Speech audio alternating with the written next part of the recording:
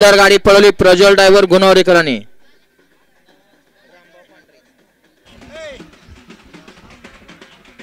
स्क्रीनवर स्पष्ट दिसतंय. स्क्रीनवर बघा, समोर कोणी जाऊ नका, हातापायाला जपा.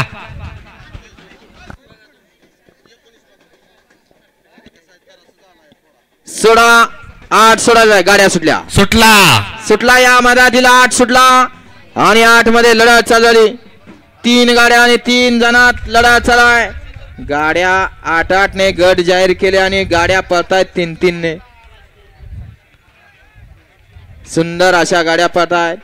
आड्याल देखील सुंदर अशी गाडी पळते. लकी डॉन आणि रॉकी व्हायची. लकी डॉनचा निर्याद वर्चस्व. गट क्रमांक 8 चा निकाल.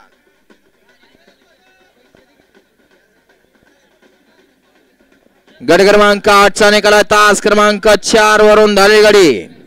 अक्षदा मंगल कार्यालय तुकाराम भाऊ देशमुख माळशिरस या गाडीचा 1 नंबर आला.